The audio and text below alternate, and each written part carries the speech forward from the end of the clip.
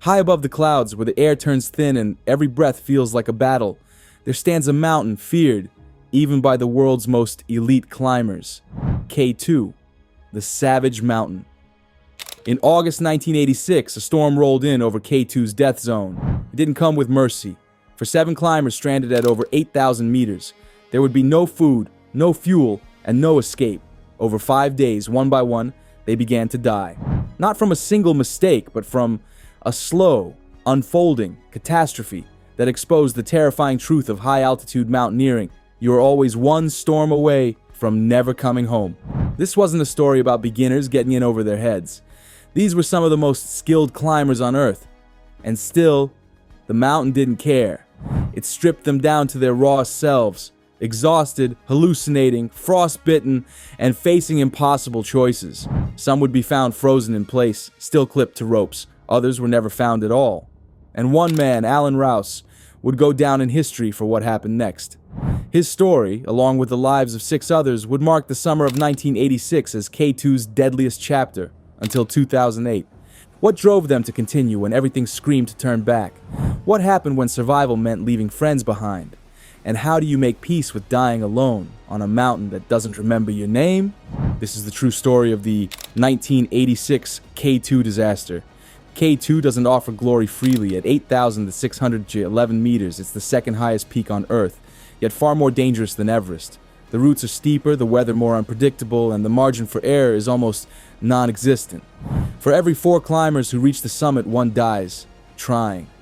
And in 1986, that ratio would tilt into something much darker. By the mid-80s, a new breed of climbers had emerged. Driven, ambitious, and often determined to make history, they weren't satisfied with merely reaching the top. They wanted to do it in style, without oxygen, without Sherpas, on routes that had never been climbed before. Many believed they were rewriting the rules of what was possible in the mountains, but in doing so, they edged dangerously close to disaster. That summer, more than a dozen expeditions gathered at the foot of K2. Different teams, different languages, different goals, but all drawn to the same brutal challenge. Some wanted to pioneer new lines up the south face. Others aimed to solo the mountain or do it faster than anyone else before. It wasn't a coordinated push, it was a storm of ambition brewing beneath the shadow of the world's most unforgiving peak. As climbers began setting up camps along the Abruzzi Ridge and on more technical faces like the Southwest Pillar, they faced constant setbacks, avalanches, rockfall, equipment loss. But for many, retreat was not an option. The summit was everything. What no one realized at the time was that the mountain was watching and waiting, and when it struck, it wouldn't matter how strong or skilled they were, because up there, above 8,000 meters, strength fades fast, and when the storm arrives, it doesn't care who you are. Before the storm, before the final horror unfolded at Camp 4, the mountain had already begun to claim lives, quietly, one after another. On June 21st, a pair of American climbers, John Smallish and Alan Pennington, were working on an unclimbed route known as the Magic Line. It was steep, technical, and wildly ambitious. As they moved upward, a sudden avalanche tore down the slope. Pennington's body was recovered, but Smolik vanished beneath the snow, never to be found again. His dream of a first ascent was gone in seconds, buried beneath a wall of ice. Just 2 days later, 3 climbers reached the summit together. Wanda Rutkiewicz, who became the first woman to stand on top of K2 without oxygen, and her teammates Liliane and Maurice Berard. But triumph on this mountain is always laced with risk. As night fell and their descent dragged on, they were forced to bivouac high on the slopes, exposed and exhausted. Only some would make it down. Wanda survived. So did Michel Parmentier and 2 Basque climbers. But Liliane and Maurice disappeared. Weeks later, Liliane's frozen body was found.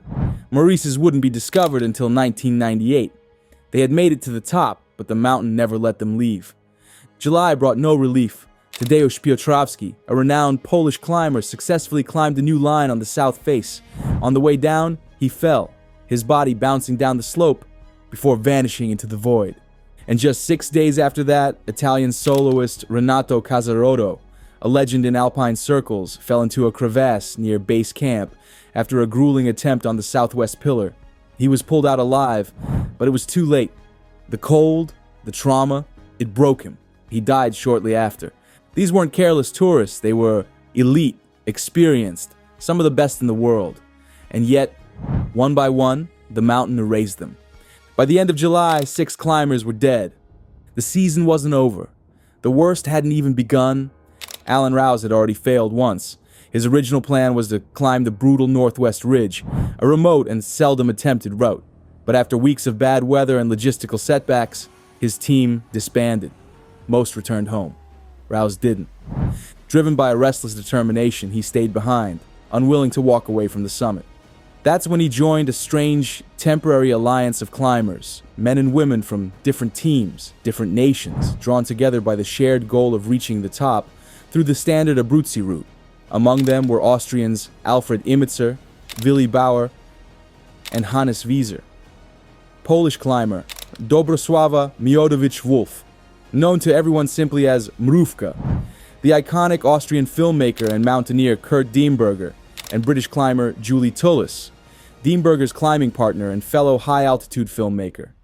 Together, this unlikely group ascended to Camp 4, an exposed platform of snow and ice clinging to the mountain at over 8,000 meters. This is the death zone, the altitude where the body starts to die, cell by cell, no matter how still you lie. You can't acclimatize here. You can only race against time. When they arrived, it was already too late. Supplies were low, tents were overcrowded, tensions were high. The Korean team had fixed ropes and set up camps earlier in the season, but most of their gear had been destroyed by storms or avalanches. There weren't enough stoves to melt snow. No one had brought enough food. And yet, they waited. The weather was clear for now, but heavy snow had already been forecast. Still, instead of descending, they made the fateful decision to rest and push for the summit the next day. Some were dealing with frostbite. Others were exhausted from the climb, but retreat felt like failure, and each had come too far to turn back without trying. On August 3rd, while most of the group rested at Camp 4, the South Korean climbers summited using oxygen. That same day, another trio, 2 Poles and a Slovak, completed a first ascent of the south-southwest ridge. They were caught in the dark on the descent. One of them, Wojciech Wróż, rappelled off the end of a rope and vanished into the abyss. And still, the remaining climbers at Camp 4 pushed upward. At 5:30 the next morning, Rouse and Mrówka left their tent to attempt the summit. Not far behind them, Imitzer followed. Then came Julie Tullis and Kurt Diemberger, and finally Willi Bauer and Hannes Wieser. It was a staggered push into worsening conditions. They weren't climbing as a team anymore. They were individuals, each chasing something personal, something that couldn't wait. But K2 would not let them go as individuals. It would trap them together. The final ascent on August 4th unfolded like a slow-motion race against time and against their own failing bodies. Rouse led the way, cutting a trail through deep snow while Mrówka struggled behind. She was strong, but drained. At 8,500 meters, she turned back. Rouse kept going, alone now, pushing toward the summit.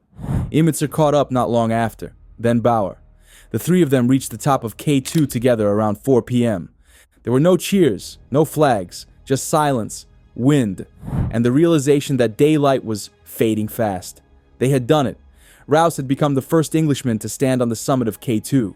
But on this mountain, summiting means nothing if you can't get back down. Meanwhile, below them, Mrówka waited. Julie Tullis and Kurt Diemberger were still climbing, despite warnings and pleas to turn around. They reached the summit around 7 p.m., far too late. The light was gone, the wind rising, and temperatures dropping sharply. On the descent, Julie slipped. The rope caught. She survived, but only barely. Together with Diemberger, she bivouacked in the open, exposed at 8,400 meters in total darkness. No tent, no shelter, just each other, and a prayer the mountain would let them live through the night. By morning, a whiteout had swallowed the upper slopes. Somehow, Diemberger and Tullis made it back to Camp 4, stumbling through waist-deep snow, blinded by exhaustion and altitude. Inside the tents, the situation had deteriorated. Frostbite was spreading, the stoves weren't working, there was no gas to melt snow, no food to provide warmth. The snow piled high around their tents, threatening to bury them alive. Temperatures had plunged, and winds howled at over 160 kilometers an hour. The human body cannot last long in these conditions. And yet, there was no way down. Visibility was zero. Rope lines were buried. Any movement meant almost certain death. For 5 days, they stayed there, trapped. On the night of August 6th, Julie Tullis took her final breath. Her body had simply had enough. High-altitude pulmonary edema, the cruel swelling of lungs starved of oxygen, claimed her life in her sleep. She was 38 years old, calm, quiet, gone. Alan Rouse was slipping too. His body was shutting down. Hallucinations blurred reality. At times he screamed in pain, other times he barely moved. There was no heroism left, only survival, and even that was beginning to feel impossible. By August 10th, the storm finally relented, but it wasn't a rescue. It was a test. The sky cleared, but the wind remained fierce. Their bodies were wrecked. Dehydrated, frostbitten, starved.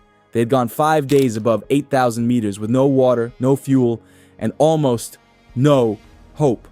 But they had to move. If they didn't, the mountain would finish what the storm had started. They looked to Alan Rouse. He was still alive, but fading. Delirious, half-conscious, barely speaking. Kurt Diemberger and Marufka tried to lift him. He couldn't stand. He couldn't even sit up. They begged him to try. He couldn't. In the end, they made the decision that would haunt them for the rest of their lives. They left him in the tent. Willy Bauer later said it wasn't a choice. It was survival. They were all on the edge, and carrying him down wasn't just difficult. It was impossible. But the guilt clung to them like the frost on their skin. Bauer rallied what strength he had and pushed the others to move. Hannes Wieser and Alfred Imitzer tried to follow, staggering into the blinding snow. Just a few hundred meters below Camp 4, both men collapsed. Their bodies simply gave out. There was no strength left to help them. No strength even to cry. Marufka descended behind them, alone. She clipped into the fixed ropes and began her descent, but she never arrived at Camp 2. A year later, climbers from a Japanese expedition found her body still attached to the rope, frozen in place, standing upright, as if she had stopped to rest and never moved again. Now, only Bauer and Diemberger were left. The trail was broken, buried in powder. The tent at Camp 3 had been ripped away by the storm. There were no landmarks, no safety nets, just a desperate descent through wind-scoured white. Somehow, Bauer reached Camp 2 by 9 p.m. Diemberger followed an hour later. They were half dead, limbs black with frostbite. Every movement cost them something, but they had made it off the death zone. Behind them, 5 bodies remained high on the mountain. Julie Tullis, Alan Rouse, Hannes Wieser, Alfred Imitzer, Dobrosława Mrówka, Wolf. None would ever be buried. This was not a tragedy in one moment. It was a slow unraveling, a descent into helplessness. And it left only 2 survivors from the summit team. They had conquered nothing. K2 had simply let them go. When news of the disaster reached the outside world, it stunned the climbing community. 13 climbers dead in one season, 5 in a single storm. And not amateurs, these were elite mountaineers. Names that had graced books, documentaries, and summit logs. Now they were part of the mountain's cold statistics. But it wasn't just the death toll that haunted people. It was the choices. The decisions made in the death zone, where frostbite creeps silently and minds unravel from oxygen starvation. Leaving Alan Rouse behind, watching friends collapse. Seeing Julie Tullis fade away without a word. The survivors didn't come down as heroes. They came down as ghosts of themselves. Kurt Diemberger, one of the 2 who lived, would later say, "When you're up there, you're no longer a climber. You're not even yourself. You're just someone trying not to die." What happened on K2 in 1986 exposed more than the danger of the mountain. It revealed the fragility of the human spirit in the face of overwhelming odds, and the terrifying clarity that comes when death is only a step behind you. The tragedy also changed how future expeditions approached high-altitude climbing. More emphasis was placed on proper acclimatization, communication, rescue planning, and the psychological toll of long exposure. But even today, K2 remains largely untouched compared to Everest. Fewer climbers attempt it, many never return. And maybe that's fitting, because K2 is not just a mountain, it's a reckoning. A test of resolve that doesn't care about experience, preparation, or dreams. It simply waits. And when the weather turns, it becomes one of the most hostile places on Earth. Alan Rouse was the first Briton to summit K2. But history won't remember him just for reaching the top. It remembers how he died in a tent, alone, as his friends slipped away to save themselves. And somewhere, high above the clouds, in the biting wind, K2 still holds the bodies of those who never came back. It does not forget. It does not forgive. It just waits for the next soul, brave enough or foolish enough to try. 13 climbers lost their lives on K2 in the summer of 1986. Their stories are not just part of mountaineering history, they are a reminder of what it costs to stand on top of the world. John Smolich, Alan Pennington, Maurice Berard, Lilian Barard, Tadeusz Piotrowski, Renato Casarotto, Wojciech Wróż, Muhammad Ali, Julie Tulis, Alan Rose, Hannes Wieser, Alfred Imitzer, Dobrosława Miodowicz-Wolf. Each of them left behind something. Families, dreams, legacies, and each of them gave their life to a mountain that gives nothing in return. For those who survived, the scars ran deeper than the frostbite. Willy Bauer would never speak publicly in detail again. Diemberger, having lost all his fingers and toes, would go on to write about the experience, but the pain, in his words, is impossible to miss. There are places where life clings by a thread, he wrote, and where that thread breaks, the mountain doesn't even notice. The 1986 disaster didn't just test climbers, it tested what it means to be human when everything else is stripped away. So if you ever look up at K2 and imagine standing on that summit, remember, the view from the top may be beautiful, but it has been paid for in blood, silence, and the names of those who never came down. Dedicated to the climbers who gave everything to the mountain. May their stories never be forgotten. If this story moved you, consider subscribing for more true stories from the world's deadliest peaks. Leave a comment with your thoughts. Would you have made the same decisions? And if you want to honor the lives lost on K2, share their story so they're never just a name on a list.